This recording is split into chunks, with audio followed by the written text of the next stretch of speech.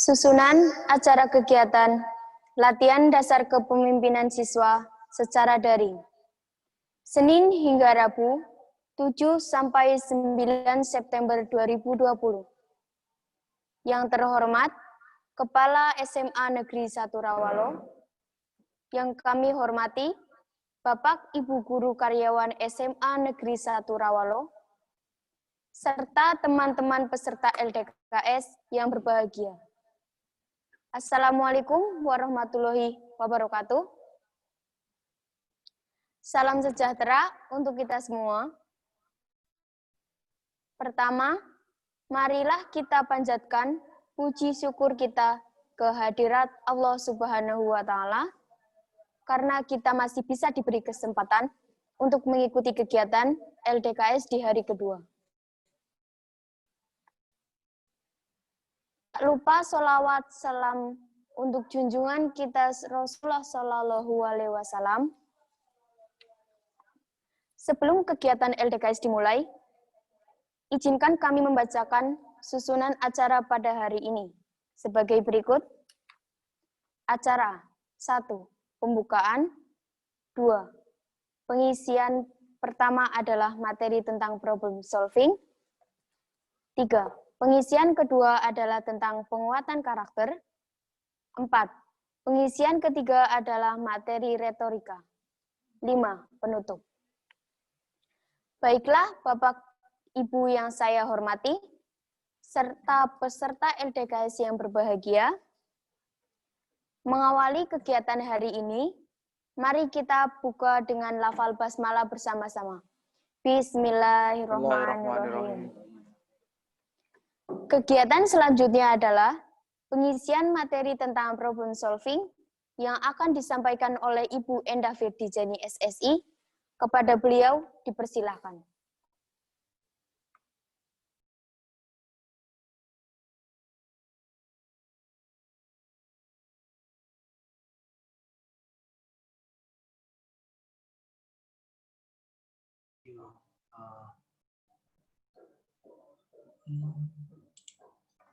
Anak-anak apa ya Pak? Halo, selamat.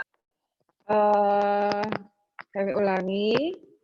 Bismillahirrahmanirrahim. Assalamualaikum warahmatullahi wabarakatuh. Selamat siang semuanya. Salam sejahtera untuk kita semuanya. Yang terhormat Kepala Sekolah SMA Negeri 1 Rawalo, yang kami hormati Bapak Ibu Guru Karyawan SMA Negeri 1 Rawalo, serta anak-anakku semuanya, pengurus OSIS baru, ketua OSIS baru, dan panitia yang menyelenggarakan LDK pada kesempatan siang hari ini. Pertama-tama mari kita panjatkan puji syukur kita kepada Allah Subhanahu wa Ta'ala atas segala limpah nikmatnya, sehingga kita bisa dipertemukan walaupun dalam posisi yang berbeda, tapi kita masih bertemu di dunia maya ya. Melalui kegiatan ini berarti artinya kita semuanya sehat. Salawat dan salam mari kita sampaikan untuk uswah kita Nabi besar Muhammad Shallallahu Alaihi Wasallam yang sudah membawa kita semuanya ke menuju alam yang terang benderang dengan ilmu ya. Seperti itu, dan mudah-mudahan kita semuanya termasuk kalian adalah hamba-hambanya yang istiqomah sampai akhir zaman. Baiklah anak-anak, minta maaf ini panitia diberi waktu berapa menit ya? 30 menit. Oke, 30 menit ya anak-anak. Tapi mudah-mudahan 30 menit ini bisa bermakna. Sebetulnya ada dua materi yang akan Ibu sampaikan. Yang pertama, komunikasi. Nah, komunikasi karena ini ada bagian yang penting. Bagian penting dari kita dalam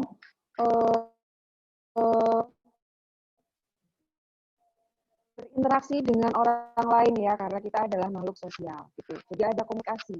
Komunikasi itu artinya apa?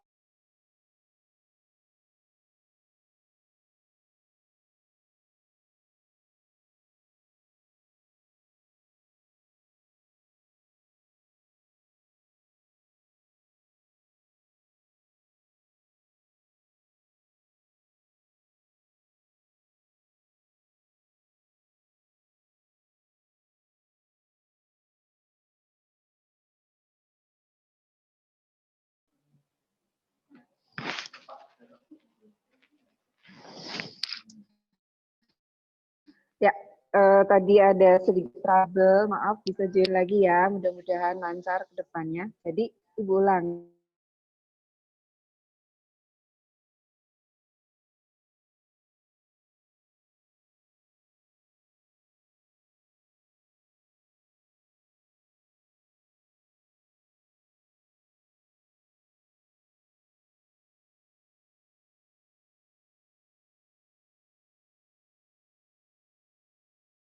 Menyampaikan pesan itu tidak harus kita berbicara. Ya, ini verbal. Jadi kalau verbal itu menggunakan kata-kata, berbicara, menggunakan bahasa. Ya, verbal. Tapi ada juga komunikasi yang dilakukan secara non-verbal. Jadi tidak menggunakan kata. Tapi antara satu orang dengan orang lainnya itu mudeng apa yang disampaikan. Nah, ini mungkin terjadi pada, maaf, mungkin saudara-saudara kita yang kurang beruntung ya, terutama yang tidak memiliki pendengaran yang baik. Biar namanya tuna apa ya? Tunarungu. Nah, ini kan mereka berbicaranya menggunakan bahasa non-verbal, bahasa isyarat. Oke, nah itu isyarat. Kenapa penting? Materi ini penting untuk kalian. Kalian adalah suatu organisasi sekolah yang namanya OSIS, di mana akan berkumpul beberapa orang. Ya, jadi akan berkoordinasi. Punya tugas untuk menyampaikan pesan kepada teman-teman lainnya atau siswa-siswa lainnya. Itu dalam melakukan suatu kegiatan. Ya, jadi harus ada komunikasi. Jadi mungkin itu arti dari komunikasi. Selanjutnya, proses komunikasi. Dalam proses komunikasi atau yang terlibat itu siapa saja? Pertama adalah komunikator. Komunikator itu sender, berarti orang yang mengirimkan pesan. Kemudian pesan itu sendiri. Jadi itu komponen kedua. Jadi satu sender komunikator, yang kedua komunikan. Komunikan itu adalah penerima pesan. Oke ya, yang akan memberikan umpan balik. Jadi kalau misalnya kalian menyapa hai, berarti yang menyapa hai itu adalah komunikatornya. Pesannya, message-nya itu tadi kata-kata hai, menyapa. Terus diterima oleh penerima, receiver. Nah, receiver ini harus memberikan umpan, harusnya. Itu komunikasi yang baik. Kalau disapa bagaimana? Kan artinya kalau disapa kalian harus kembali menyapa, gitu ya. Jadi itu komponen dari komunikasi. Komunikator, kemudian message, pesan, dan tadi satu lagi receiver. Oke, itu komponen komunikasi. Sekarang fungsi dari komunikasi itu apa? Jadi komunikasi itu untuk apa sih? Berkomunikasi, berinteraksi melalui kata-kata atau bahasa isyarat itu fungsinya untuk apa? Ada beberapa fungsi. Yang pertama ada fungsi kontrol, fungsi informasi, fungsi motivasi, dan fungsi ekspresi emosi. Sekarang Ibu jelaskan fungsi kontrol dulu, yaitu fungsi kontrol adalah untuk mengetahui apakah orang lain tetap sesuai pada jalur yang ditetapkan oleh kita atau tidak. Dan juga mengetahui bagaimana keadaan orang lain sehingga kita bisa memutuskan sesuatu yang sesuai dengan keadaan orang tersebut. Jadi untuk mengetahui keadaan seseorang, itu fungsi kontrol. Yang kedua, fungsi informasi. Komunikasi memberikan informasi dari sumber kepada tujuannya. Itu adalah fungsi informasi, memberikan pesan. Kemudian fungsi motivasi. Yang jelas motivasi, ada kata motivasi, berarti tujuannya memastikan apakah orang tersebut dalam keadaan baik-baik saja gitu kan ya. Mungkin biasanya bertemu, kok kalian nggak bertemu. Terus akhirnya karena jarang ketemu seperti sekarang, jarang ketemu ya. Ini anak-anak OSIS yang lama juga jarang bertemu.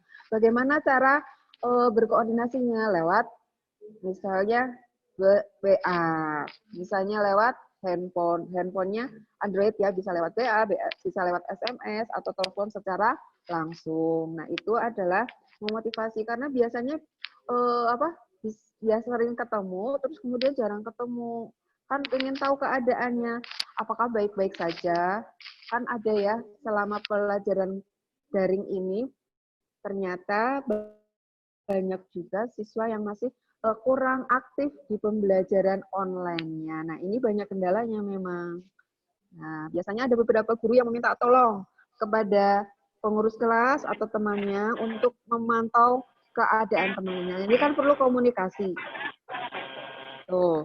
Yang selanjutnya fungsi ekspresi emosi, yaitu menyampaikan ekspresi emosi kita saat itu. Sedih, lagi senang, lagi gabut, lagi baper. Nah, itu bisa disampaikan melalui komunikasi. Kelihatan dari raut wajahnya ya, kalau lagi sedih, lagi senang, itu kelihatan. Nah, itu bahasa non verbal gitu ya. Itu mungkin sekelumit tentang komunikasi untuk mengawali, karena kalian itu nanti kan bergabung dalam suatu teamwork ya, dalam suatu organisasi yang dimana banyak sekali berkumpul anak-anak yang punya karakter yang berbeda-beda dan perlu komunikasi ya, perlu komunikasi antara satu dengan yang lainnya agar organisasi itu berjalan dengan baik begitu. Oke, kita lanjutkan ke problem solving. Kalau tadi communication, sekarang problem solving. Apa sih arti problem solving? Nah, ini kita belajar bahasa Inggris. Problem solving adalah problem, masalah, solving, pemecahan masalah. Jadi, dimanapun kita akan bertemu dengan suatu masalah. Apalagi dalam suatu organisasi dengan latar belakang yang berbeda-beda. Tapi biasanya kalau sudah berminat masuk dalam suatu organisasi, biasanya memiliki visi dan misi yang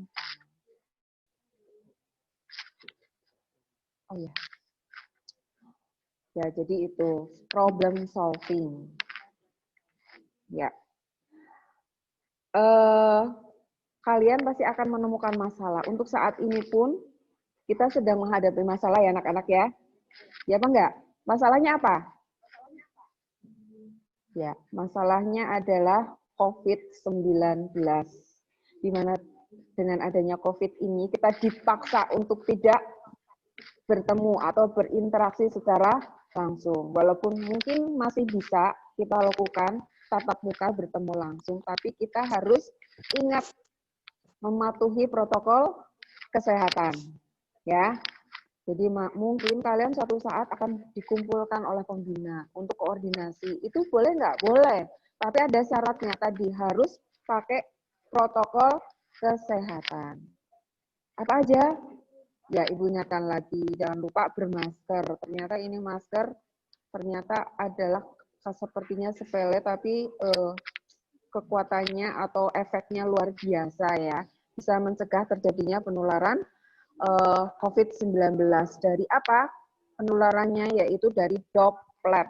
Apa sih anak-anak droplet? Droplet itu cairan yang keluar dari mulut kita ya, terutama mulut. Ya, itu namanya droplet. Jadi dalam bentuk mungkin kalau kita bersin. Nah, kita bersin itu malah sudah kelihatan kayak ada hujan rintik-rintik. Nah, ini kalau droplet itu, nah ini Ibu berbicara di sini. Berbicaranya tidak pakai jarak. Nah, ini ada keluar dropletnya. Kita nggak tahu ya, karena memang virus itu ukurannya sangat kecil. Jadi mungkin bisa ini adalah permasalahan problem solving untuk anak-anak kalian ini, tantangan kalian pengurus OSIS yang baru. Di mana mungkin kondisi ini direncanakan pembelajarannya tidak pakai tatap muka itu sampai Desember akhir semester, tapi kemungkinan masih bisa berlangsung sampai akhir tahun, sampai tahun 2021. Pokoknya kapan sih berhentinya, Bu? Gitu. Mungkin ada pertanyaan seperti itu ya. Kita nggak tahu, mungkin sampai nanti ditemukannya vaksin yang betul-betul bisa mencegah penularan atau penyakit COVID-19. Dan kalian kalau mengikuti berita, itu ternyata COVID itu sudah bermutasi. Ya, jadi Universitas Surabaya Airlangga itu sudah menemukan jenis virus COVID yang terbaru. Nah, ternyata virus memang selalu bermutasi. Nah, itu. Ini permasalahannya. Permasalahan nanti kalian kalau sudah jadi pengurus OSIS harus bagaimana koordinasinya. Kan nggak mungkin setiap koordinasi harus bertemu. Bagaimana menjalankan organisasi ini tetap berjalan. Misalnya kalian punya program, harus dijalankan. Tapi tadi dengan syarat kondisinya harus menyesuaikan darurat COVID-19. Ya. Jadi itu problem, masalah terbesar kalian saat ini. Ya, sebagai pengurus OSIS baru ini, kalian punya tantangan. Punya tantangan bagaimana sih menjalankan organisasi dalam keadaan yang tidak bisa bertemu secara langsung. Itu problem kalian ya. Jadi salah satunya bagaimana mungkin tidak hanya itu problemnya, masih banyak problem-problem yang problem besarnya yaitu tadi ya, karena dipaksa bagaimana caranya supaya bisa menjalankan organisasi dalam kondisi tidak bertatap muka. Kalian harus, berarti di sini harus pintar. Kalian dipaksa. Kalau dulu itu gembar-gembornya awal 2020 itu menyiapkan generasi 4.0, generasi milenial yang melek IT. Nah itu sebetulnya nggak sekarang, nggak tahun 2020, tapi karena kondisi COVID-19 akhirnya semua dipaksa untuk melek IT. Karena apa, anak-anak, kendala di pembelajaran online itu ternyata tidak hanya hambatannya bukan hanya karena nggak punya HP Android, nggak punya pulsa atau kuota paketan, susah sinyal, enggak. Ternyata ada juga yang sudah punya HP Android, punya laptop, tapi nggak bisa memakainya, nggak bisa gabung. Bagaimana caranya download GCR, Google Classroom, bagaimana caranya kalian bisa gabung ke GCR. Ternyata masih ada anak yang belum mudeng. Sudah gabung, ternyata tugas-tugas Bapak Ibu gurunya belum dikerjakan. Nah, itu problem solving di pembelajaran. Contohnya seperti itu. Ya, anak-anak. Anak-anak yang Ibu banggakan, jadi dalam problem solving itu, apa sih yang perlu dipelajari atau disiapkan, yaitu satu kemampuan atau keterampilan untuk mengetahui kalau di sini sensi dengan keadaan gitu ya. Kemudian yang lainnya adalah pernah menjalankan sosial dalam masyarakat. Jadi peran kalian di masyarakat itu sebagai apa, gimana begitu. Jadi jangan diam saja. Kalau sekarang ini apa-apanya harus pakai IT, sudah punya HP Android, tapi kalau nggak punya, ya percuma. Jadi kalian bagaimana peranannya? Tadi di rumah mungkin tanya kepada kakak, tanya kepada ibu bapak atau teman-teman yang lebih tahu IT. Gitu nggih. Kemudian apa sih bentuk-bentuk permasalahan yang mungkin muncul? Satu, mungkin masalah pribadi. Masalah pribadi itu akan mempengaruhi suatu teamwork, suatu organisasi. Jadi baper sama pacarnya mungkin, sama temennya dibawa-bawa. Yang harusnya kalian sudah harus standby untuk melakukan suatu kegiatan, akhirnya kebawa-bawa males dan lain sebagainya. Itu kan berpengaruh ya, itu masalah pribadi. Kemudian keresahan umum, yaitu masalah yang telah berpengaruh secara luas dan menjadi bahan perdebatan umum. Nah, ini mungkin saat ini, yaitu keresahan umumnya apa? Kapan sih COVID-nya berlalu? Kan harian pengennya kayak gitu ya, kepengennya datang ke sekolah, ketemu dengan teman-teman gitu ya. Nah, ini adalah keresahan umum.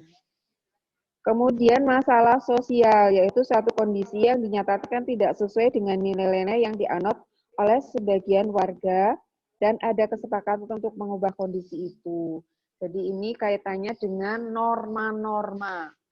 Jadi bentuknya berupa norma-norma sosial yang mungkin saat ini tidak sesuai dengan perkembangan zaman. Nah, itu tadi. Kalau sekarang apa tuntutannya? Problemnya apa? Kalian harus tahu IT, menguasai IT. Ya, karena pembelajarannya online. Nah, ini terpaksa memaksa keadaan yang tadinya normal, aturannya kalau sekolah itu ya datang, berangkat dari rumah ke sekolah, ketemu dengan Bapak Ibu guru, mengikuti pembelajaran gitu ya. Sekarang tidak. Nah, itu. Jadi tatanan aturannya berubah.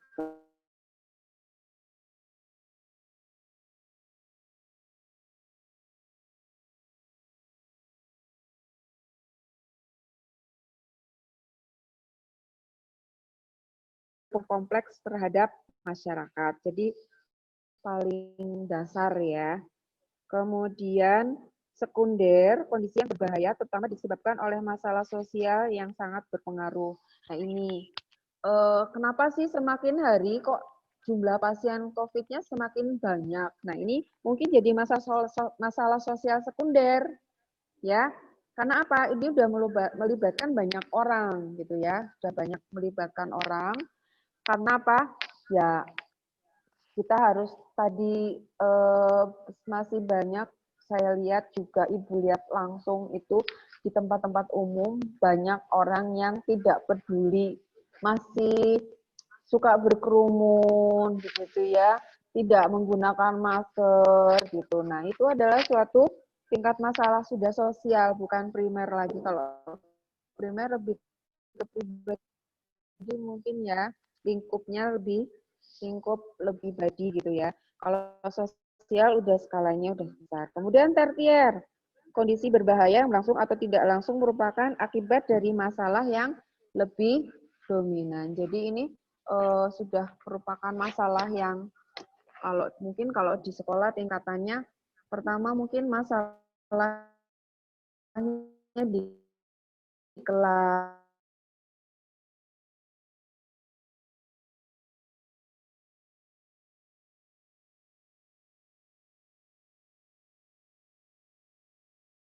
tinggi. Sampai muncul suatu masalah, nah ini mungkin tahu ya kenapa ada masalah. Ini bisa terjadi karena adanya disorganisasi dalam masyarakat. Jadi organisasi kan tempat orang berkumpul. Nah, kemudian ada yang tadinya mungkin punya satu misi dan visi yang sama, kemudian ada beberapa yang mulai tidak jalan lagi dengan visi dan misi tersebut. Kemudian penyebab kedua adalah ketidakmampuan individu atau kelompok dalam menghadapi inovasi. Nah ini kalian tadi tantangan pengurus OSIS ini tadi harus bisa mengatasi problem saat ini yaitu tidak bisa bertatap muka. Nah, inovasinya apa? Silakan kerja. Kayak kemarin contohnya untuk anak OSIS dalam peringatan HUT RI yang ke-75, mereka berinovasi tetap bikin kegiatan kelas meeting untuk memperingati HUT RI dengan lomba-lombanya yang online. Dan selamat ya Ibu, ucapkan selamat kepada pemenang-pemenangnya kemarin. Kemudian mohon maaf juga Ibu sampaikan di sini, kalian sebagai komunikator nanti bisa menyampaikan ke teman-temannya. Lo jarene na lomba, lo jarene na hadiah, kok hadiahnya belum sampai. Mudah-mudahan dalam minggu ini bisa terrealisasi ya, hadiahnya berupa bantuan pulsa. Bantuan pulsa ya anak-anak, jadi untuk membantu kalian. Jadi mungkin kalau biasanya paketnya 100, dapat hadiah lomba online-nya 50, kan lumayan, berarti bantuannya 50.000 gitu ya.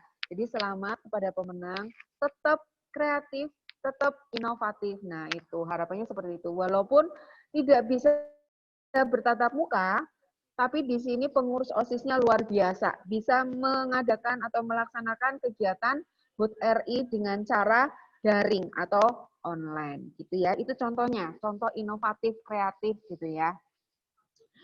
Kemudian jenis masalahnya di sini ada masalah dasar, ada masalah penyebab, ada masalah pemicu, dan ada masalah yang besar serta masalah yang harus diselesaikan saat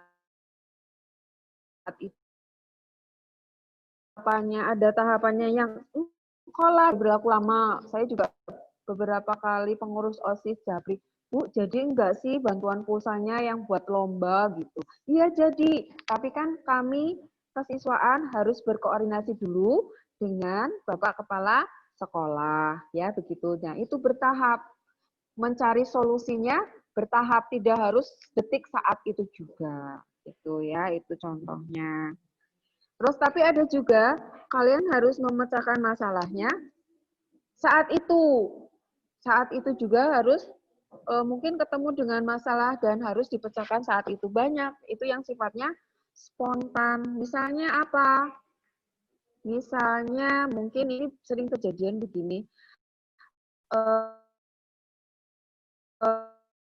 Berangkat sekolah, terus naik sepeda motornya tergesa-gesa, tidak ngecek dulu mau ada bensinnya atau enggak. Nah, kemudian apa yang terjadi di tengah jalan belum sampai sekolah, motornya mogok. Nah, itu adalah satu problem yang terjadi dan harus dipecahkan saat itu juga. Apa pemecahannya? Apakah harus dituntun motornya sampai tempat jual bensin atau harus nuntunnya sampai sekolah? Kan misalnya kalau dekat, kalau jauh.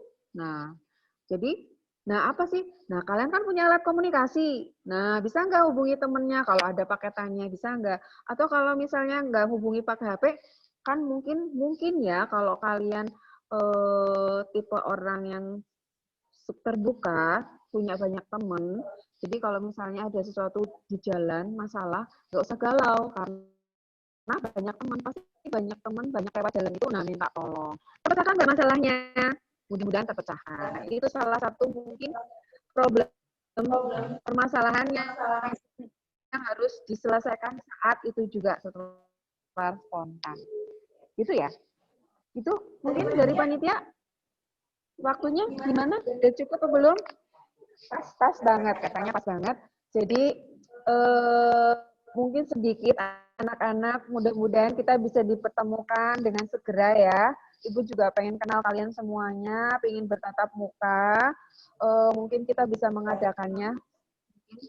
Bisa, insya Allah bisa sekali-kali ketemu ya, apa buat kenalan. Nah, katanya kalau tidak kenal tidak sayang, tidak ketemu tidak kenal gitu ya. Nah, mudah-mudahan kita bisa ditemukan. Intinya materi ini nanti sebetulnya problem solving nanti akan dihadapi kalian. Nah, ini saat nanti kalian sedang menjalankan suatu kegiatan. Itu baru ketemu problem solvingnya. Ya, komunikasi juga sama. Apalagi nama komunikasi. Komunikasi itu setiap saat. Ya, jadi ada nunggu-nunggu kalau misalnya nunggu-nunggu kata OSIS-nya dulu. Mungkin kata OSIS-nya lupa, boleh diingatkan. Boleh gitu ya. Biar komunikasi berjalan dua begitu. Mungkin itu saja anak-anak. Jangan putus asa, tetap semangat. Ya, kalian adalah generasi tangguh, kuat dan sehat. Generasi yang luar biasa yang dipaksa keadaan menjadi generasi yang kreatif, inovatif. Itu harapan Ibu, harapan kami orang tua. Begitu. Terima kasih. Jika ada tutur kata yang salah, mohon dimaafkan. Mudah-mudahan bisa ketemu lagi. Waktu kami kembalikan ke panitia, host ya. Jangan lupa tetap semangat dan jaga kesehatan. Wassalamualaikum warahmatullahi wabarakatuh. Waalaikumsalam warahmatullahi wabarakatuh. Meningkat acara selanjutnya adalah penguatan karakter yang akan disampaikan oleh Ibu Estikaroh SPD. Kepada beliau dipersilahkan.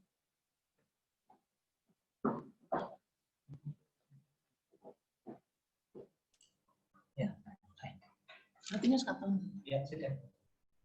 Tinggal bilang aja Assalamualaikum. Assalamualaikum warahmatullahi wabarakatuh. Waalaikumsalam warahmatullahi wabarakatuh. Halo, apa kabar semuanya? Semoga kalian hari ini dalam keadaan sehat, dalam keadaan semangat, ceria, dan bahagia ya. Meskipun kita melalui dunia lain, tapi kita tetap bisa berinteraksi dengan baik. Tolong nanti panitia Mas Habib disiapkan. Ya, terima kasih.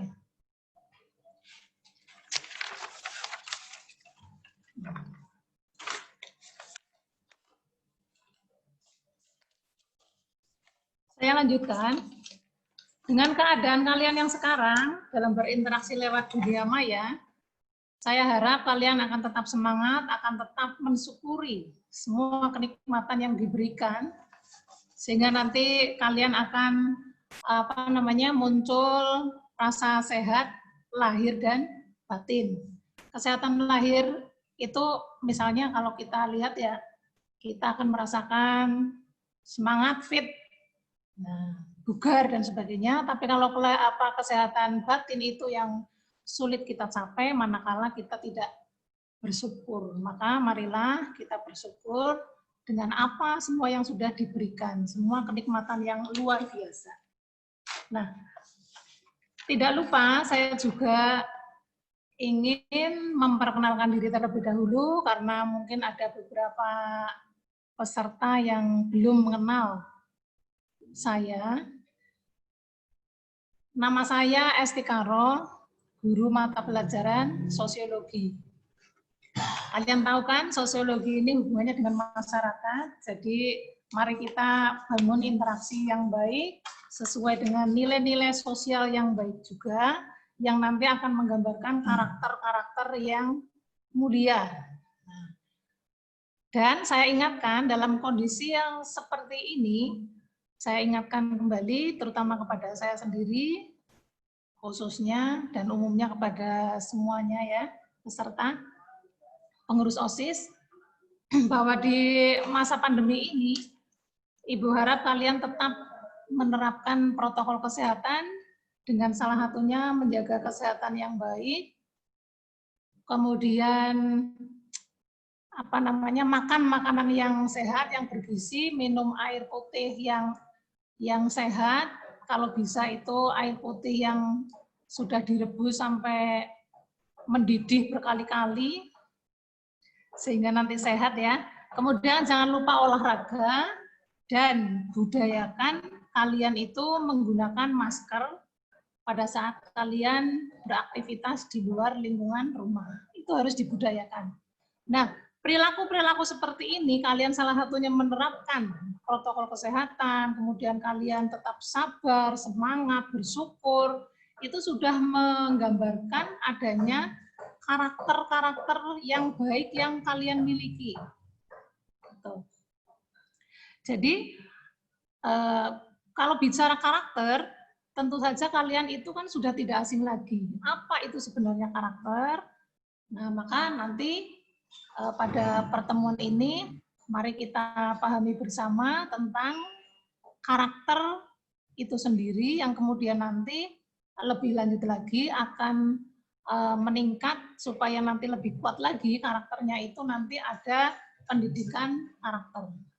Nah, apa itu karakter? Tentu saja kalian itu sering mendengar dan mungkin sudah paham tentang ini, tapi tidak ada jeleknya kalau saya menyampaikan secara sederhana tentang karakter itu sendiri yang kemudian nanti akan dikuatkan melalui pendidikan karakter supaya kepribadian peserta didik itu lebih matang, lebih kuat sehingga tidak mudah terpengaruh oleh hal-hal yang sifatnya negatif, apalagi di zaman sekarang.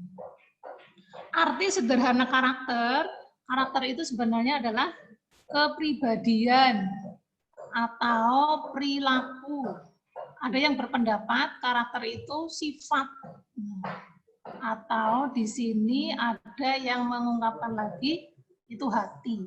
Maka karakter itu sebenarnya itu secara mudahnya itu adalah kepribadian. Kepribadian itu masih abstrak. Nah, kepribadian itu akan nampak manakala nanti diwujudkan dalam bentuk perilaku. Nah, perilaku seseorang itu merupakan cerminan dari hati. Maka karakter itu merupakan cerminan kepribadian yang menyeluruh meliputi mentalitas, hati, pikiran, dan jiwa seseorang. Nah, makanya silakan Anda renungkan, kira-kira saya itu karakternya seperti apa? Begitu ya. Maka jangan heran manakala kita berinteraksi dengan kepribadian yang baik, nanti kita akan mudah diterima oleh teman, oleh masyarakat. Itu akan diterima dengan mudah. Maka kalian jangan heran, itu kok banyak sekali temannya ya. Karena apa? Cerminan dari hati. Hati yang tulus, hati yang mensyukuri keadaan, tidak membeda-bedakan, tidak mempertimbangkan casing dan sebagainya, tidak mempertimbangkan fashion misalnya, tetapi dia selalu tampil dalam keadaan sopan, qanaah, itu justru nanti tidak membeda-bedakan ya, itu nanti justru akan diterima secara terbuka oleh masyarakat, terutama oleh teman-teman kita. Maka jangan heran kalau ada seseorang yang casingnya biasa-biasa saja, bahkan di bawah standar itu memiliki teman yang banyak. Kelihatan misalnya kalau seorang perempuan itu, seorang gadis kelihatannya tidak cantik, tapi bagi lawan jenisnya itu menarik sekali. Karena apa? Ya itu tadi, kepribadiannya cantik.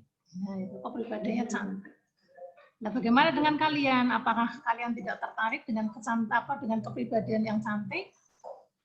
Nah, kalau bercerita karakter ini nanti, itu karakter itu tidak secara otomatis akan melekat pada diri seseorang.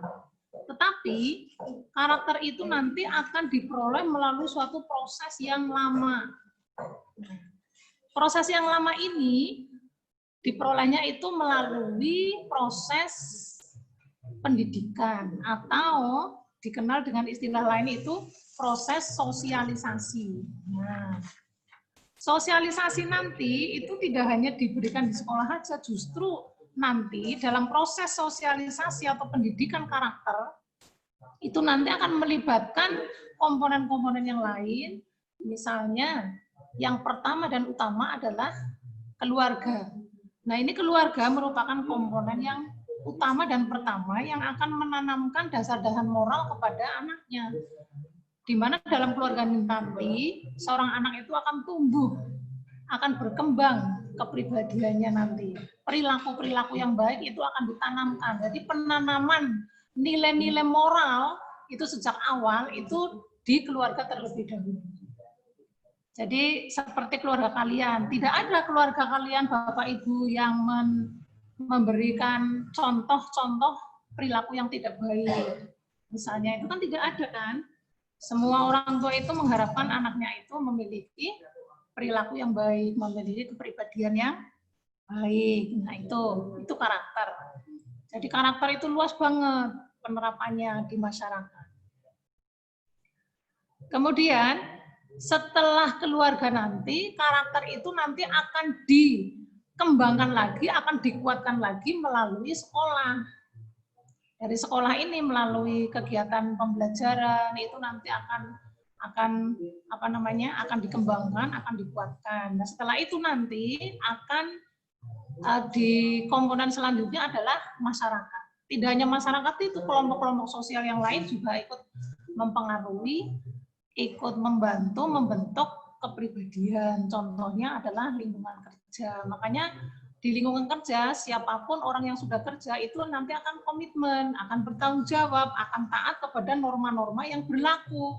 Maka norma nanti akan berkaitan erat dengan karakter. Karena dari norma itu nanti akan diterapkan dalam perilaku. Perilaku kemudian diterapkan menjadi kebiasaan. Nah, kebiasaan itu nanti menjiwa, membudaya, maka nanti akan membentuk suatu kepribadian. Nah, saya kira itu arti yang sederhana. Sebelum saya melanjutkan, supaya kalian nanti karena jalur kalian itu ada IPA IPS ya, itu ini bicara sosiologinya itu kan karakternya. Kita menjumpai karakter di masyarakat itu berbeda-beda sekali. Ada karakter yang baik, yang mulia, dan karakter yang tidak baik. Maka karakter itu bisa dengan istilah kepribadian. Nah, kepribadian yang baik dikatakan yang mulia, yang tidak menyimpang, dan kepribadian yang menyimpang, yang tidak baik. Makanya tujuan daripada pendidikan karakter itu salah satunya itu tadi menanamkan nilai-nilai moral kepada individu. Kalau di sekolah ya kepada peserta didik. Nah, kembali, karakter itu harus dikembangkan, harus disosialisasikan, yaitu melalui pendidikan karakter. Nah, apa itu pendidikan karakter? Lanjut lagi Mas Habib. Ke atas lagi, pendidikan karakter, pengertian pendidikan karakter. Pengertian, ya, pengertian. Ya, pengertian pendidikan karakter. Pendidikan karakter itu merupakan suatu usaha yang memang disengaja, sadar, atau memang direncanakan dalam hal mendidik sekaligus memberdayakan peserta didik dengan tujuan membangun kepribadian, membangun karakter pribadi peserta didik. Tentu saja hal ini dilakukan agar nantinya peserta didik itu menjadi individu yang memiliki kepribadian yang kuat dan menjadi individu yang bermanfaat bagi diri sendiri maupun masyarakat atau orang banyak. Nah, ini pengertian daripada pendidikan karakter. Jadi pendidikan karakter itu sangat penting sekali bagi kehidupan. Supaya nanti kita memiliki akhlak yang mulia, akhlak yang baik, tidak hanya di dunia, tapi juga di akhirat juga. Karena karakter itu nanti juga tidak lepas dari keimanan. Jadi dunianya bisa terbangun dengan baik untuk bekal di akhirat juga. Begitu. Kemudian tujuan daripada pendidikan karakter, Mas Habib, lanjut. Tujuan daripada pendidikan karakter, tujuannya Mas Habib. Tujuan daripada pendidikan karakter yang utama sebenarnya membentuk kepribadian yang baik, kepribadian yang ideal ya tujuannya ya. Makanya di sini kita lihat tujuan pendidikan karakter adalah untuk membentuk penyempurnaan diri individu secara terus-menerus dan melatih kemampuan diri demi menuju ke arah hidup yang lebih baik. Kepribadian yang kuat, yang ideal, kepribadian yang diharapkan oleh masyarakat di mana perilaku daripada seseorang itu sesuai dengan nilai-nilai sosial atau norma-norma sosial yang berlaku di masyarakat. Sehingga nanti dalam kehidupan masyarakat itu akan teratur. Karena keteraturan itu merupakan suatu kebutuhan daripada masyarakat. Sehingga masyarakat itu membutuhkan manusia-manusia yang berkarakter. Nah, tahu misalnya hal-hal yang dilarang dan hal-hal yang dianjurkan. Maka tujuan daripada pendidikan karakter salah satunya ini nanti menanamkan nilai-nilai moral yang tujuannya salah satunya adalah untuk mencegah terjadinya perilaku-perilaku yang tidak baik, perilaku-perilaku yang dilarang. Tapi dalam realitanya di masyarakat kita menjumpai keberagaman, banyak orang-orang yang baik dan banyak orang-orang yang tidak baik. Yaitu sudah secara alamiah karena kita selalu berhadapan dua hal yang mesti berbeda. Ada baik, ada buruk, ada hitam, ada putih, ada bulat, ada lonjong dan sebagainya. Itulah keberagaman. Maka dengan karakter yang baik nanti kita akan menghargai semua perbedaan. Nah, itu salah satunya ya. Menghargai, toleransi itu kalau sudah menjiwa di mana-mana kita itu nanti hidupnya itu akan tenang, pemenuhan kebutuhan juga lebih mudah.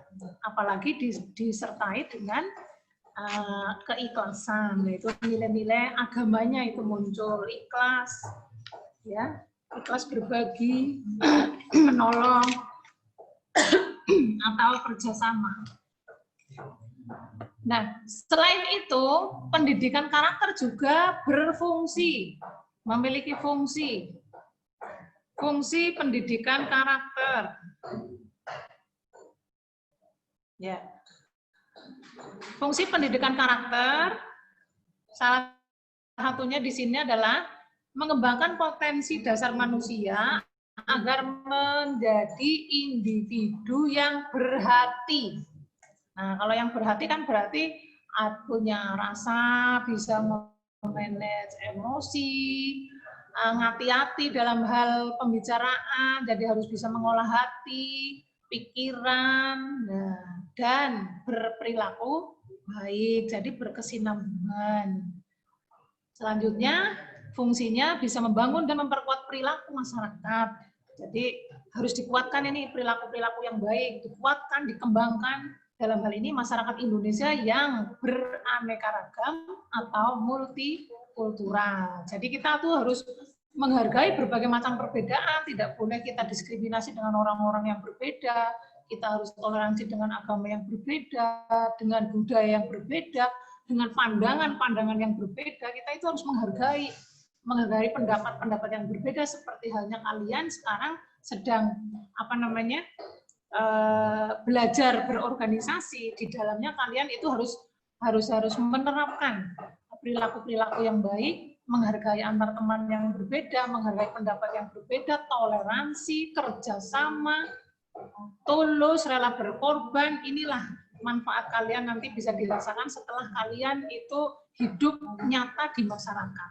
Itu semua akan bermanfaat sekali itu mengenai kepribadian yang baik. Itu mengenai fungsi pendidikan karakter. Kemudian lanjut. Nah, pendidikan karakter itu perlu disampaikan itu kenapa sih? Nah, makanya kita lihat mengapa perlu pendidikan karakter. Karena kita lihat sekarang di masyarakat gejala sosial yang muncul. Nah, gejala sosial yang muncul yang sangat memprihatinkan. Kalian itu sudah tahu semuanya karena di sini tidak harus melihat langsung di masyarakat, tapi juga lewat medsos ya. Adanya gejala sosial itu penurunan kualitas moral atau yang disebut dengan dekadensi moral. Nah, dekadensi moral ini merupakan suatu problem, suatu masalah sosial yang sangat akut. Cara penyakitnya itu sudah sangat kronis dan merupakan taraf yang sangat meresahkan, sehingga ini sudah menjadi suatu masalah sosial. Meskipun masalah sosial itu banyak banget, tapi ini yang berdampak meresahkan itu adanya dekadensi moral atau penurunan kualitas moral. Jadi ini pendidikan karakter itu sangat penting sekali diberikan terutama kepada peserta didik. Yang pertama, merupakan cara terbaik untuk menjamin anak-anak atau siswa atau peserta didik memiliki kepribadian yang baik dalam kehidupannya. Nah, ini maka kalian di sekolah itu ya harus yang rajin, yang semangat, yang ikhlas. Sekolah itu untuk menuntut ilmu, untuk ibadah, sehingga di samping kalian memperoleh ilmu, nanti juga kalian akan terbentuk kepribadian yang baik. Itu wanita dengan kepribadian yang baik itu adalah ideal para laki-laki. Laki-laki juga demikian dibalik. Gitu. Melihat perempuan yang cantik, laki-laki yang kepribadiannya baik, dan Anda tidak boleh membandingkan kepribadian satu dengan kepribadian yang lain karena itu menurut informasinya sangat menyakitkan. Betul tidak? Apa tidak betul? Berarti Anda tidak punya rasa itu. Betul. Betul ya? Betul. Betul. Ya. Betul. Betul. Kemudian merupakan cara untuk meningkatkan prestasi akademik. Jadi dengan karakter itu juga nanti akan memotivasi, akan terkait dengan akademik. Gitu. Jadi bisa meningkatkan prestasi. Karena pada saat di sekolah misalnya tekun, rajin belajar, tanggung jawab, kerja keras, itu prestasi tentu saja akademiknya akan meningkat. Prestasi kerja misalnya, dengan karakter yang rajin, yang jujur, etos kerjanya tinggi, itu juga akan meningkatkan prestasi. Kemudian selanjutnya sebagian siswa tidak dapat membentuk karakter yang kuat bagi dirinya di tempat lain. Nah, ini kita bicara lingkungan atau lembaga yang formal itu sekolah, makanya pendidikan karakter itu di sekolah itu sangat penting, sangat diperlukan karena memang generasi mudanya itu sekarang itu mengalami suatu keadaan yang chaos, keadaan yang kacau. Jadi mereka itu istilahnya itu hidupnya itu kebanyakan tanpa adanya ikatan-ikatan normal begitu loh.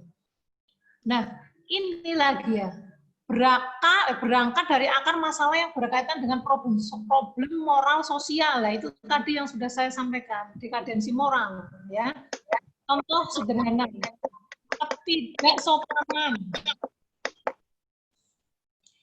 ketidaksopanan, contoh ketidaksopanan ya. Sekarang muncul bahasa-bahasa gaul. Yang namanya norma kesopanan atau nilai-nilai kesopanan itu diterapkan manakala kita berinteraksi dengan orang lain, bukan dengan diri sendiri, dengan orang lain. Contohnya di lingkungan kita sendiri saja lah. Dengan gurunya menyapanya dengan, "Hai bro, hai guys." Itu ya menurut ibu itu ya kurang sopan. Seharusnya itu ada etika pergaulan antara orang yang lebih muda kepada orang yang lebih tua. Meskipun gurunya masih kelihatan muda, tapi secara status sosialnya itu kan lebih tinggi dari posisi kalian kan. Nah itu bicaranya yang sopan, menggunakan bahasa kromo atau menggunakan bahasa Indonesia. Nah, problem moral sosial, ketidakjujuran, kekerasan. Nah, seperti bullying misalnya ya. Itu juga tindak kekerasan, tidak hanya kena fisiknya tapi psikisnya juga. Makanya karakter itu juga berhubungan dengan psikis karena keseluruhan mentalitas jiwa, pikiran, hati. Nah, itu nanti yang akan kemudian akan muncul dalam actionnya, dalam perilakunya. Nah, ini lagi yang kadang-kadang ini dibenci tapi juga disukai ya. Pelanggaran kegiatan seksual. Nah, ini. Kalau pelanggaran kegiatan seksual ini tidak diberitahu juga sudah pada browsing sendiri. Nah, ini kadang-kadang yang menimbulkan nanti ada gangguan kepribadian, gangguan perilaku. Nah, mudah-mudahan kalian ini sebagai orang-orang yang terpilih ya, selamat semuanya sudah menjadi anak-anak yang hebat, terpilih menjadi pengurus organisasi intrasekolah. Mudah-mudahan kalian bisa membentengi diri sendiri meskipun banyak pengaruh-pengaruh kuat dari luar, membentengi iman, ya, hati, pikiran, bisa mengelola keinginan, maka Anda akan terlindungi dari pelanggaran kegiatan-kegiatan seksual. Karena sekarang ada yang ideal, saya kepengen punya pasangan hidup orang yang gagah, gede, dhuwur, putih, dapat orang luar negeri, tanpa ada ikatan hukum, tanpa ada ikatan agama. Nah, ini kepengen keturunannya biar cakep dan sebagainya, tidak boleh. Mereka tidak punya rasa malu, inilah karakter yang tidak baik, tidak punya rasa malu. Nah, kalian sebagai pengurus OSIS itu harus memiliki karakter yang lebih baik dibanding anak-anak yang lain. Jadi kalian itu malu salah satunya jika berbuat salah. Nah, kemudian harus bisa menunjukkan etos kerja, loyalitas yang tinggi, jangan yang rendah. Nah, ini kalau etos belajarnya, etos kerjanya misalnya rendah, tidak loyal, ya itu namanya karakternya belum baik. Nah, itu. Selanjutnya merupakan persiapan terbaik untuk menyongsong perilaku di tempat kerja. Jadi nanti ini untuk menyiapkan perilaku-perilaku supaya nanti akan muncul etos kerja yang baik. Sehingga nanti kalian prestasinya akan meningkat di lingkungan kerja. Terus mengajarkan nilai-nilai budaya, ini merupakan bagian dari kerja peradaban. Yang dimaksud dengan peradaban apa sebenarnya sih? Peradaban sebenarnya istilahnya itu sama dengan kebudayaan, cuma kebudayaan di sini yang sudah mempunyai nilai taraf yang tinggi. Ya, itu. Kemudian ya, pendidikan karakter itu penting sekali, maka kalian harus benar-benar membangun karakter diri Anda sendiri yang baik, tidak harus di sekolah, tetapi di rumah, di lingkungan pengajian, dengan teman-teman yang baik, dan sebagainya. Nah, misalnya ada kerjasama, jujur, menghargai perbedaan, terbuka, dan sebagainya, itu sangat baik itu. Jadi kira-kira karakter apa yang sudah kalian miliki sekarang, yang bisa menjawab adalah kalian sendiri, atau bisa dilihat dari actionnya sehari-hari. Kemudian dalam pendidikan karakter itu sendiri, nilai-nilai apa sih yang terkandung di dalamnya? Nah, nilai yang terkandung di dalam itu banyak sekali, luas sekali dalam kehidupan ya.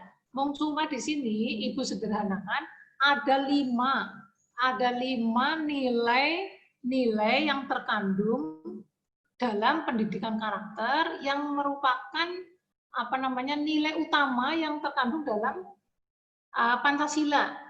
Yang pertama adalah religius, nasionalis, berarti di sini kalian harus bersikap loyal, cinta, tidak hanya cinta dengan pacar ya, tapi cinta dengan sekolah terutama, cinta terhadap hal-hal yang di bawah lahir, integritas, berarti Anda harus bisa dipercaya, bertanggung jawab, mandiri, tidak ketergantungan, gotong royong, ini berarti religi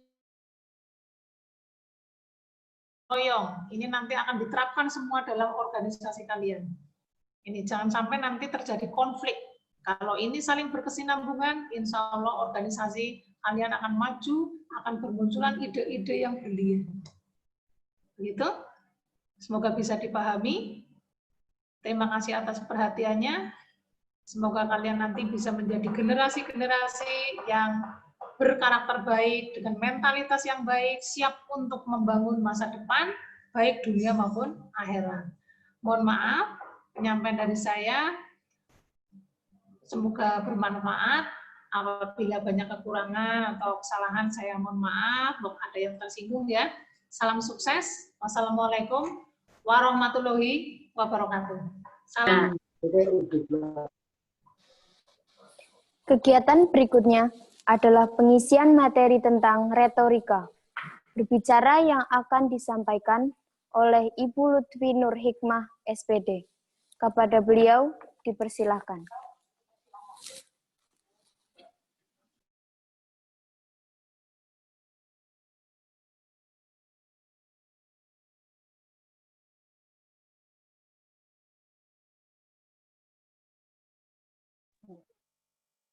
Assalamualaikum warahmatullahi wabarakatuh. Waalaikumsalam warahmatullahi wabarakatuh.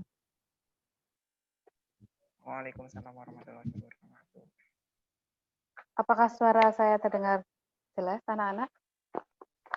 Pertama-tama saya akan memperkenalkan diri saya sendiri. Nama saya Lutfi Nur Hikmah. Saya adalah guru bahasa Inggris di SMA Negeri 1 Rawalo. Kalian insya Allah paham, gitu. Yang berikutnya adalah saya akan mengucapkan selamat kepada para peserta LDKS bahwa kalian adalah orang-orang terpilih karena tidak semua siswa mengikuti acara LDKS. Nah, materi yang akan saya bawakan pada sore hari ini adalah materi tentang retorika berbicara. Apa itu retorika? Sebelum kita lanjutkan, saya ingin kalian melihat yang satu ini dulu.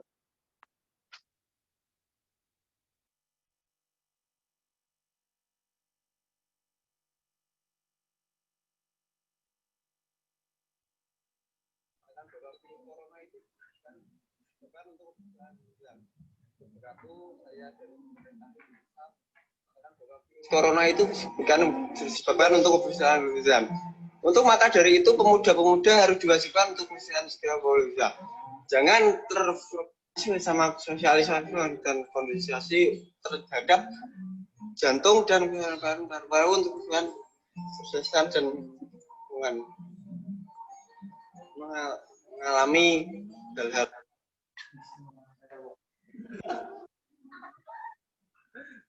Sudah, Bu. Baik, bagaimana pesan dan kesan kalian terhadap tayangan yang tadi ya? Baik,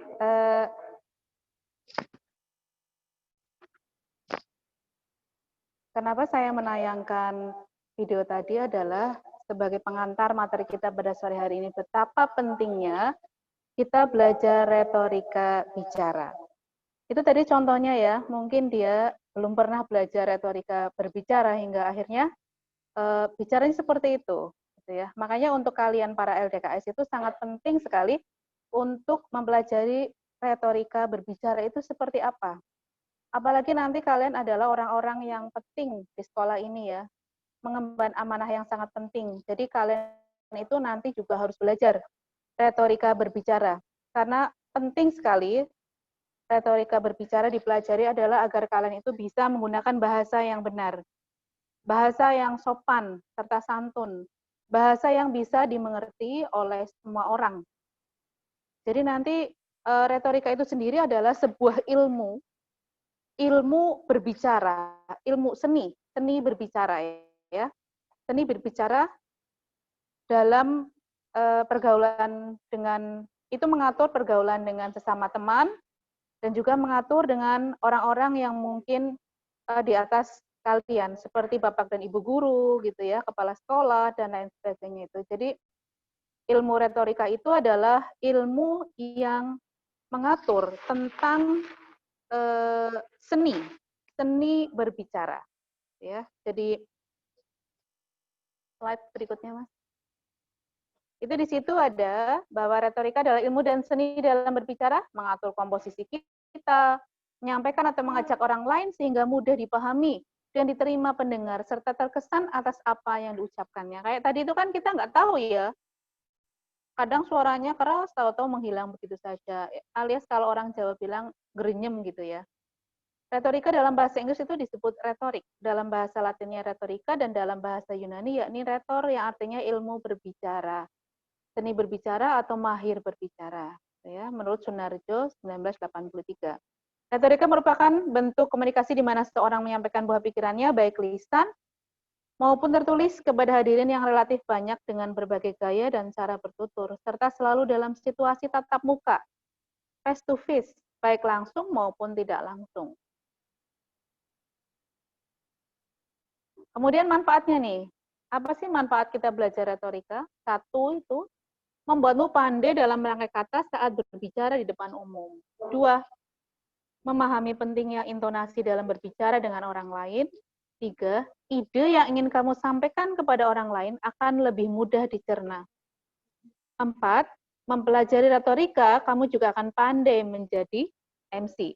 Dan yang terakhir 5 adalah akan lebih menghargai orang-orang yang berbicara di depanmu. Nah ini, orang-orang yang termasuk dalam LDKS ini, yang sedang ikut LDKS ini, peserta LDKS, maka kalian perlu ini, biar kalian itu bisa merangkai kata saat berbicara di depan umum, karena nanti kalian pasti juga akan, salah satunya ketua OSIS nih, penting banget kan, bagi ketua OSIS itu bisa menyampaikan sesuatu dengan jelas di muka umum, biar bisa lebih dipahami. Bayangkan jika seorang ketua OSIS itu tidak bisa berbicara, tidak bisa merangkai kata dengan baik, apa yang akan terjadi kan? Informasi yang akan disampaikan tidak sampai. Orang akan salah paham. Baik, ini akan saya uraikan manfaatnya ini 5 ya. Insya Allah nggak banyak ini, nggak lama. Yang pertama adalah membuatmu pandai dalam merangkai kata saat berbicara di depan umum. Seperti yang banyak orang ketahui bahwa retorika adalah seni dalam berbicara atau berpidato, maka sudah pasti orang yang mendalami retorika dengan penuh keseriusan akan memiliki kemampuan atau kecakapan dalam berbicara. Kemampuan berbicara akan sangat bermanfaat bagi kalian ya. Kemudian kemampuan tersebut juga tentu bisa kamu manfaatkan apabila kamu berada pada posisi sebagai pencari suara massa ya, atau politikus. Siapa tahu kalian, salah satu dari kalian kalau akan jadi seorang politikus ya, kan kita nggak tahu ya apa yang akan terjadi pada kita di masa yang akan datang. Berikutnya, manfaat yang kedua adalah memahami pentingnya intonasi dalam berbicara dengan orang lain. Lah ini, ketika berbicara dengan orang lain itu kita perlu sekali ada intonasinya. Bayangkan kalau tidak ada intonasinya itu kita berbicara terus tanpa intonasi itu tentu sangat membingungkan bagi si pendengar. Satu, dua juga akan nggak sampai informasi yang akan kita sampaikan. Jadi pentingnya dalam intonasi adalah bahwa kata-kata yang kita akan ucapkan itu bisa dipahami dengan jelas. Itu pentingnya memahami intonasi dalam berbicara dengan orang lain. Nah, ini adalah salah satu hal yang dipelajari dalam retorika berbicara. Kemudian, yang ketiga, manfaat ketiga adalah ide yang ingin kamu sampaikan kepada orang lain akan lebih mudah dicerna ini. Jadi seperti yang disinggung di atasnya itu bahwa orang yang mengabaikan intonasi sehingga membuat pesan yang menjadi sulit untuk dipahami oleh orang lain, ketika kamu memahami retorika, kamu pasti juga akan sangat teliti dalam melihat hal-hal yang akan membuat ide atau pesanmu menjadi sulit dicerna atau dipahami oleh orang lain. Jadi orang-orang yang belajar retorika berbicara itu, mereka akan belajar dulu ketika akan berbicara di depan umum ya. Bisa jadi mereka juga akan meminta pendapat orang lain. Apakah yang akan saya sampaikan ini sudah pas atau belum? Seperti kalian tahu mungkin ya, Bapak Presiden, orang-orang hebat itu mereka sebelum berpidato itu nanti ada ahlinya yang menuliskan, dan ahlinya itu adalah orang yang sudah belajar retorika bicara ya, karena yang akan disampaikan oleh Pak Presiden tentu harus sebuah kata-kata yang sekumpulan kata-kata yang sangat penting yang akan disampaikan dan didengar. Dan kita juga bisa melihat ya, para orator-orator itu, para motivator itu ya, mereka bisa menggabungkan, bahkan kalimat-kalimat mereka itu bisa mempengaruhi orang lain itu. Atau kita mungkin pernah bertemu dengan orang yang sangat sopan santun yang membuat kita itu sangat senang mendengar kata-katanya. Kenapa bisa orang itu sampai seperti itu ya? Kata-katanya itu didengarkan enak, menyenangkan gitu ya. Itu karena mereka itu belajar retorika berbicara. Kemudian berikutnya adalah manfaat yang keempat, kamu belajar retorika adalah mempelajari retorika kamu juga akan pandai menjadi MC ya. Karena belajar retorika itu di dalamnya itu akan belajar intonasi cara baca gitu ya. Tekanannya seperti apa dan yang lain sebagainya. Jadi keberhasilan seorang MC itu juga terletak pada bagaimana cara dia itu merangkai kata, mengucapkan katanya dengan jelas gitu ya. Terus ada intonasi yang tepat dan lain sebagainya. Kemudian yang terakhir adalah yang manfaat yang kelima adalah akan lebih menghargai orang lain yang berbicara di depanmu. Jadi orang yang sudah berbicara belajar retorika berbicara, itu dia tidak hanya ingin kepengen lebih menang ketika berbicara dengan orang lain, tidak ya. Jadi dua-duanya, orang yang sudah belajar retorika berbicara, dia juga adalah seorang pendengar yang baik, di mana dia tidak hanya berbicara saja, tapi dia juga orang yang bisa mendengarkan orang lain. Jadi orang yang belajar retorika itu, dia bisa berbicara tentang berorasi di depan publik, justru retorika itu akan bentuk jadi pembicaraan yang kamu sampaikan itu adalah pembicaraan yang baik. Kemudian kamu juga harus menjadi pendengar yang baik ketika orang lain berbicara. Itulah retorika berbicara. Jadi retorika berbicara itu tidak hanya kita berlatih bagaimana caranya berbicara di depan umum, bagaimana berbicara untuk menyampaikan sesuatu, bagaimana berbicara dengan jelas, tapi juga bagaimana caranya kita menghargai orang lain ketika mereka berbicara. Jadi harapannya Ibu dan Bapak Ibu guru semuanya di sekolah ini adalah kalian para peserta LDKS itu harus berbeda dengan siswa-siswa yang lain. Terutama adalah dalam hal berbicara. Jadi kalau teman-teman kalian yang mungkin belum terpilih menjadi anggota LDKS ini ya, kepemimpinan siswa atau OSIS ini, itu akan berbeda harusnya dilihatnya ya. Kita akan melihat bahwa kalian itu akan lebih sopan santun dalam berbicara. Kemudian kalian juga akan berbicara dengan lugas, kemudian juga mudah dipahami ya, tidak bertele-tele. Dan ketika menyampaikan sesuatu kepada orang lain, kalian juga menyampaikan dengan sangat baik. Harapannya kita adalah para peserta LDKS pada sore hari ini bisa mempelajari bagaimana retorika berbicara yang benar di depan umum gitu ya. Karena kalian nantinya ketika sudah masuk ke dalam kegiatan OSIS, kalian akan terbagi-bagi itu. Yang mungkin nanti akan jadi MC, ya dia bisa menjadi MC yang sangat baik. Ketika dia menjadi moderator, dia juga akan menjadi seorang moderator yang bagus. Orator gitu ya, menjadi orator di depan teman-temannya juga akan menjadi orator yang bagus gitu ya. Jadi pentingnya ini untuk belajar retorika berbicara. Nah, saya kira cukup sekian saja karena ini sudah sore ya dan kalian juga sepertinya sudah lelah. Akhirnya saya harus menyelesaikan ini ya materi kita pada sore hari ini. Terima kasih atas perhatiannya. Sampai jumpa lagi di pertemuan selanjutnya. Wassalamualaikum warahmatullahi wabarakatuh. Bapak Ibu yang kami hormati dan juga teman-teman peserta LDKS, demikian penyampaian materi dari Ibu Enda Firdijani SSI, Ibu Esti Karo SPD, dan Ibu Lutfi Nur Hikmah SPD. Semoga apa yang telah disampaikan oleh mereka bermanfaat bagi kita semua. Akhirnya, seluruh rangkaian kegiatan LDKS secara daring pada hari kedua telah berakhir. Kita akan melanjutkan kembali besok pada hari Rabu, tanggal 9 September 2020. Wassalamualaikum warahmatullahi wabarakatuh. Waalaikumsalam warahmatullahi wabarakatuh. Waalaikumsalam warahmatullahi wabarakatuh. Waalaikumsalam warahmatullahi wabarakatuh.